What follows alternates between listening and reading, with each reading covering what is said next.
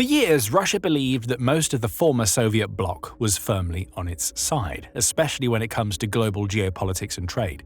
But ever since the fall of the Soviet Union in 1991, countries have started turning more toward the West. In the latest blow to Putin's dream to recreate the Union, Armenia has now formally suspended its participation in the Collective Security Treaty Organization, which was Putin's answer to NATO. But this isn't just another diplomatic shuffle in the South Caucasus. Armenia's drifting away from the Russian sphere of influence breaks its stranglehold on the entire region, with the implications extending far beyond Armenia's borders. For Putin, who has spent decades trying to maintain and even grow Russia's sphere of influence through a combination of military alliances, economic leverage, and outright intimidation, Armenia's defection is humiliating. And what's worse, Armenia is likely ditching Russian NATO to be closer to the real deal. It's proof that Russia's entire post-Soviet empire is collapsing from within. Let's go through the timeline of collapsing Armenia-Russia relations to pinpoint the exact moment where it all went wrong for Russia. Spoiler alert, it's partly going to be related to the war in Ukraine. But more importantly, we can consider whether Russia can project power, maintain economic leverage, and prevent further defections, which could have massive ramifications on the entire region for years to come. To understand why Armenia leaving an alliance is such a big deal all of a sudden, it's important to exactly delineate what the CSTO represented for what we can call Russia's Grand Reunification Plan. Established in 1992 as the Collective Security Treaty and formalized in 2002, the Collective Security Treaty Organization, or CSTO, was Putin's attempt to create a Russian-dominated military alliance that could rival NATO. More particularly, Putin was trying his best to curb NATO's influence in Eastern Europe and Central Asia. Armenia was one of the CSTO's founding members, alongside Russia, Uzbekistan, Kazakhstan, Kyrgyzstan, and Tajikistan. For Russia, Armenia's membership served multiple strategic purposes. The country provided Moscow with a crucial foothold in the South Caucasus, enabling intelligence operations against Turkey and Iran, while serving as a buffer against Western influence in a region rich with energy transit routes. Remember, the organization was formalized back in 2002, when the Baltic states, Estonia, Latvia, and Lithuania, were still unaffiliated with NATO. And even back then, the CSTO was arguably a much weaker structure than the Warsaw Pact, which held most of Eastern Europe, let alone NATO. It would only take 2 years before the Baltic states officially joined NATO, perhaps signaling that the Russian version of the alliance was bound to fail. Of course, the Baltic states had significantly different circumstances from the Caucasus. With ready access to the Baltic Sea and through it the West, they had many more choices. By comparison, the Caucasus was split. Georgia and Azerbaijan joined with Moldova and Ukraine to form the GUAM Organization for Democracy and Economic Development, leaving before the 2002 ratification of the alliance in an attempt to get away from Russia's influence. However, they were still dealing with their own problems, those being breakaway regions in Georgia and an ongoing territorial dispute respectively. Armenia's neighbors to the south were Iran and Turkey, the former under heavy sanctions and vastly different ideologically, and the latter closing its borders to Armenia to avoid a refugee crisis. Thus, Armenia practically had no choice but to rely on Russia and to a lesser extent Iran for economic stability of any kind. Despite the rocky start, the partnership between Armenia and Russia seemed mutually beneficial for decades. Russia maintained its 102nd military base in Gyumri, near the Turkish border, which is another can of worms we'll discuss later, while Armenia received security guarantees and preferential weapons prices. Russian border guards patrolled Armenia's frontiers with Turkey and Iran, effectively extending Moscow's security perimeters hundreds of miles south of its actual borders. But Russia's commitment to Armenian security was always conditional on Armenia actually being subservient to Russia and the alliance suiting Russia's interests. The first cracks appeared during the 2020 Nagorno-Karabakh war, where Azerbaijan launched a devastating military campaign to reclaim territories it had lost in the 1990s. Armenia, under direct military pressure and facing a potential national catastrophe, desperately invoked Article 4 of the CSTO Charter, the collective defense provision that supposedly guaranteed mutual military assistance. This is the analog of the famous NATO Article 5, meaning that Russia and other members would presumably be ready and willing to deploy their militaries. But Russia's response was indifferent, and the rest of the alliance followed suit. Moscow provided minimal intelligence support while publicly maintaining neutrality, effectively abandoning Armenia to face Azerbaijani forces equipped with advanced Turkish and Israeli weapon systems. The message here was clear. Russia's security guarantees weren't worth the paper they were written on when Moscow had conflicting interests, and the rest of the alliance wasn't much more reliable, because if the largest military in the alliance wasn't going to come, why should the rest of them? The 2020 conflict ended with Armenia losing control over significant portions of Nagorno-Karabakh and accepting a Russian-brokered ceasefire that deployed the so-called peacekeeping forces to the region. But rather than stabilizing the situation, this arrangement created new vulnerabilities that Azerbaijan would exploit ruthlessly. Russian peacekeeping forces were frequently accused of aligning with Azerbaijan and favoring its side of the conflict. The final betrayal came in September 2023 when Azerbaijan launched what it called anti-terrorist operations in Nagorno-Karabakh. Within 24 hours, Azerbaijani forces had effectively ended Armenian control over the region, threatening to completely displace around 120,000 ethnic Armenians from the region. It was tantamount to ethnic cleansing, and the same sentiment was echoed by the European Parliament. Armenia's desperate appeals to the CSTO were met with hollow statements about monitoring the situation, and Russia claiming that it would stay neutral in the conflict but not really do much about it. Russian peacekeepers who were supposedly guaranteeing security in the region either withdrew or stood aside as Azerbaijani forces advanced. Azerbaijan ultimately gained control of the region, suggesting that Russian peacekeepers either failed entirely or were actively supporting Azerbaijan's goals. But the deeper pattern here reveals something more sinister than a mere military failure and political platitudes. Russia's approach to the Armenia-Azerbaijan conflict follows the same playbook Moscow has used across the former Soviet space. It creates frozen conflicts in breakaway regions, brings in Russian peacekeeper forces, and makes both parties of the conflict essentially play by Russia's rules and wait on it as the ultimate authority on whose side is right. And of course, that side is usually the one that will eventually provide Russia with an in to the entire government. It allows Russia to keep its neighbors entirely dependent on Russian military assistance for security assurance, thus never being able to make headway toward international organizations that typically require complete territorial control. This strategy worked in Georgia, with South Ossetia and Abkhazia, where Russian-backed separatist regions remain under Moscow's protection decades after their initial conflicts. It worked in Moldova, with Transnistria, where Russian troops maintain a permanent presence under the guise of peacekeeping. And for 30 years it worked in the South Caucasus, where the unresolved Nagorno-Karabakh conflict kept both Armenia and Azerbaijan dependent on Russia's so-called mediation. But Russia made one huge error in considering the strategy foolproof. It hinged on the self-professed belief that Russia was a fairly big economic player in its region and had one of the world's largest and most experienced armies to back it up. This only worked for as long as the illusion of it being a great military held, and it would quickly turn out that Russia was anything but organized for large-scale operations. In September 2023, Azerbaijan called Russia's bluff. Previously, Azerbaijan got Turkey's military and political support and European energy partnerships, which not only reduced its dependence on Russian exports, but provided a direct economic boost by having Azerbaijan export its supplies to the West, amounting to roughly half of its GDP.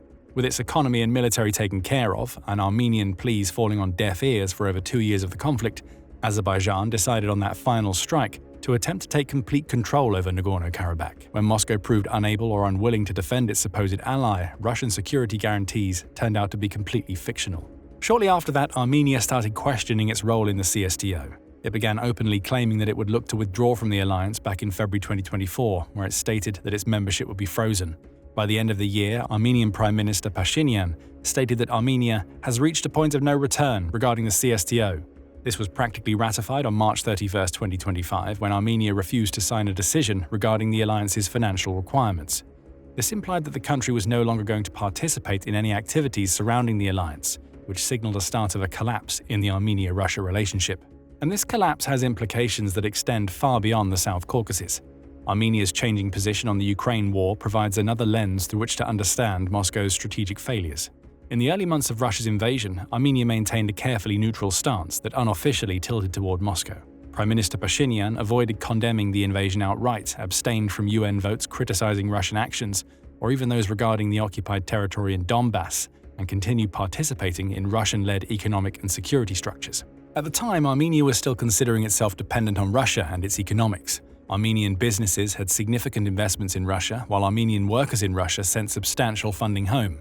Breaking with Moscow seemed tantamount to economic and political suicide, especially when the war was considered a foregone conclusion in its early days. But as the war progressed and Russia's losses and lack of actual strategy became apparent, Armenia's position began shifting. By late 2022, Pashinyan was calling for diplomatic solutions to the conflict in Ukraine and emphasized respect for territorial integrity. It was the next best thing to openly criticizing the Russian regime in light of Armenia, technically, still being allied with Russia. In 2023, Armenia was providing humanitarian aid to Ukraine and expressing support for Ukrainian sovereignty. This wasn't some sudden ethical awakening, but geopolitical mathematics and cause and effect calculations. Russia failed to occupy a nation that had practically 1/10 of the military equipment, 1/2 of the infantry, 1/3 of the total population, and was also considered one of the most corrupted and economically destabilized post-Soviet nations.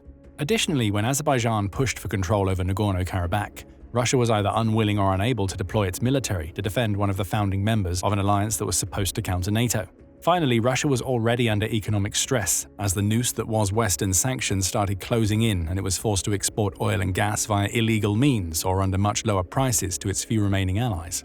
All of these pointed to one conclusion: Armenia was no longer safe with Russia's guidance and security guarantees. However, Armenia's relationship with the Ukraine conflict reveals another complicating factor that demonstrates the complexity of extracting countries from Russian influence.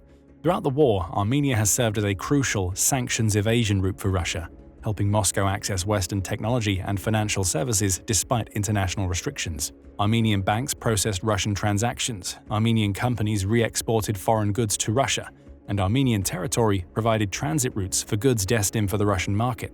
This wasn't necessarily deliberate government policy, but possibly the natural result of Armenia's deep economic integration with Russia and the difficulty of completely severing ties overnight. European intelligence estimates suggest that Armenia facilitated billions of dollars in sanctions evasion during the first 2 years of the war.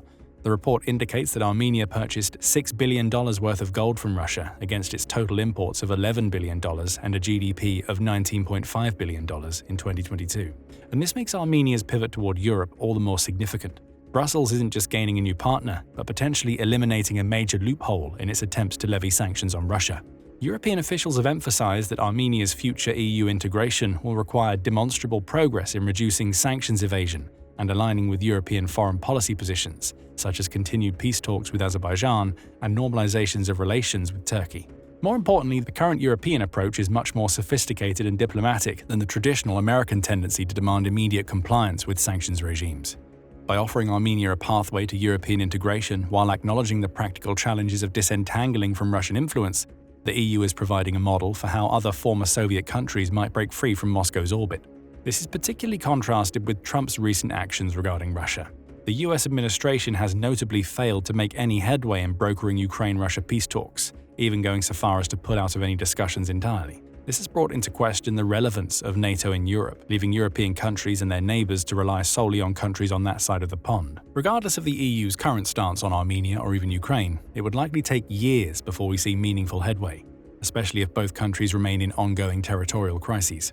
However, Armenia's recent actions can greatly speed up that process. That's because Armenia's break with the CSTO could start a potential cascade effect that unravels Russia's entire post-Soviet alliance system. Consider the tactical implications from Moscow's perspective in regards to regional geopolitics. The CSTO was obviously never meant to be an alliance of equals. Post-Soviet countries that weren't Russia simply never had the economic and political potential to rival it. Baltic countries managed to get out by utilizing their closer geographical ties to the West, skyrocketing their economies in the process.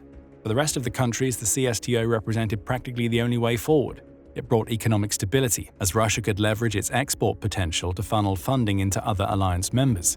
But at its core, the CSTO was designed to institutionalize Russian dominance over former Soviet countries, while providing a veneer of multilateral legitimacy. Armenia's departure doesn't just reduce the organization's membership count by 1/6, it signals that Russia literally can't protect some of its closest allies. Forget Syria and Iran for a moment. CSTO members were direct inheritor states of the Union, sharing in its culture and demographics. The Soviet Union spent insane amounts of efforts to curb nationalistic tendencies by transporting people across historical country borders to homogenize the society. Even now, many of these countries face severe issues when trying to demarcate ethnic identities from its citizens, which resulted in national unrest in Georgia, Azerbaijan, Armenia, and Moldova. And Russia has been proven to be unable to do more than just fuel further conflict. This can lead to other countries adopting the same anti-alliance stance. Kazakhstan, the CSTO's second largest member after Russia, has already been distancing itself from Moscow since the Ukraine invasion began. Kazakhstani President Kassym-Jomart Tokayev has refused to recognize the Russian-occupied territories in Ukraine, declined to provide military support for the invasion, and pursued closer ties with China and Western Europe by facilitating direct trade between the Far East and the West through its own borders. And if Armenia, with its lackluster economy and military insecurity, can make bold statements about going out of the Russian sphere of influence, Kazakhstan, with an economy 10 times the size and no major territorial disputes, will have an even easier time. Kyrgyzstan and Tajikistan, both heavily dependent on Russian security assistance due to their proximity to Afghanistan, are harder cases for a Western turnabout. But even these countries have begun exploring alternative partnerships, with Kyrgyzstan seeking Chinese investment and Tajikistan expanding its ties with India. Notably, China and India are both in BRICS, Russia's answer to the economic alliance between the EU and North America. If Russian orbital states move closer to other BRICS members, Russia stands to lose its position within the economic alliance as a major member. We've already started seeing this in the meteoric growth of China-Russia bilateral trade. But this trend can only benefit China in the long run, as it can impose prices it wants since Russia doesn't have many alternative options, whereas China is still working on building its Belt and Road Initiative. The cumulative effect of these potential defections in Central Asia would be devastating for Russia's long-term strategy. Moscow has spent 3 decades building CSTO as the counter to NATO to make a buffer between the North Atlantic Alliance and its core territories, leveraging former Soviet nations as puppet states through which it could conduct scorched earth tactics if needed, threatening their economies to force NATO to back off. The collapse of this system would leave Russia geographically isolated, economically vulnerable, and strategically irrelevant. From an economic perspective, Armenia's pivot toward Europe represents another blow to Russia's attempts to create trade and financial networks outside the Western system. The Eurasian Economic Union, Russia's answer to the European Union that spans Armenia, Belarus, Kazakhstan, Russia, and Kyrgyzstan, loses credibility every time a member country seeks closer ties with actual European institutions. Armenia's departure also eliminates a crucial transit route for Russian trade with Iran and the broader Middle East. Armenian territory provided Moscow with direct land access to Iranian markets while avoiding the complex logistics of routing trade through the Caspian Sea or through potentially hostile Turkish territory. Without Armenia, Russia becomes even more dependent on Chinese trade routes and more vulnerable to sanctions targeting its remaining commercial partnerships. The intelligence implications are equally significant. Russia's military bases and intelligence operations in Armenia provided Moscow with crucial insight into NATO member Turkey's activities, Iranian military developments, and regional energy politics. Losing this intelligence foothold forces Russia to rely more heavily on satellite reconnaissance and human intelligence networks that have already been compromised by the Ukraine war. Somewhat confusingly, in light of the diplomatic distancing, Armenia is still trying to toe the line between staying in Russia's good graces and moving more toward the EU. In the first week of July, the countries signed a new agreement that leased the 102nd base in Gyumri to Russian troops, allowing Russia to station its forces there until 2044. Current estimates suggest that Russia might allocate as many as 5,000 soldiers alongside contemporary anti-air defenses like the S-300 and Pantsir S-1 systems. This can be due to Armenia's current inability to defend its territory against Azerbaijan. Since the September 2023 offensive, Armenia has been under the belief that Azerbaijan would mount an all-out offensive to finish the job. It's possible that the mere presence of a Russian military base in Armenia, alongside improved geopolitical stances between NATO and Armenia, is enough to deter an invasion. However, given existing precedent where Russian troops were practically useless in protecting Armenia's border, many analysts question the motives behind the extended lease. It's unlikely that Russia actually intervenes in a potential Azerbaijan-Armenia war, at least to the extent to influence it. This still leaves Armenia in a state of limbo. Furthermore, all neighboring nations have vested interests in either Armenia or Azerbaijan. Iran and India have provided military equipment support to Armenia, while Turkey and Israel have supported Azerbaijan. If a war erupts, it would once again engage all the major players in the region, pulling on decades of alliances and shifting geopolitics. Putin's response to Armenia's defection has been to turn the propaganda machine up to 11, creating a pro-Russian sentiment in Armenia's opposition, claiming that the current Prime Minister Pashinyan was brought to power in the 2018 revolution by Western-backed globalists, and that the country is being dragged into the EU by Masonic lodges in the West. But more notably, this is as far as Putin's response seems to go. There seem to be no military or economic repercussions. This isn't because Putin has become more restrained or diplomatic, it's because Russia simply lacks the resources to simultaneously maintain its war in Ukraine while punishing defiant former allies. The war in Ukraine has devastated Russia's military, leading to over 1 million casualties in under 3.5 years. On the other hand, the West seems to be openly moving to replace Russia as Armenia's strategic partner. Then NATO Secretary-General Jens Stoltenberg's visit to Armenia in March 2024 and discussions about potential security cooperations suggest that Western institutions are taking Armenian outcries seriously. While full NATO membership remains unlikely due to Armenia's geographic isolation and ongoing territorial disputes, alternative security arrangements could provide the protection Armenia needs while it's trying to integrate into the European economic playground. And while Armenia's own future remains uncertain, with its questionable ties to Russia and Europe, it's clear that this is just the latest in a series of humiliations Russia has suffered over the course of the war in Ukraine. If the trend continues, Russia could lose not just the economic ties to large partners like China or India, but to the countries that historically practically depended on Russia for existence. Thank you for watching, and if you want to find out how the Baltics are planning to deal with Russia, check out our video on Estonia's big plans. And if you want to stay in touch with the biggest news in global geopolitics, then subscribe to The Military Show.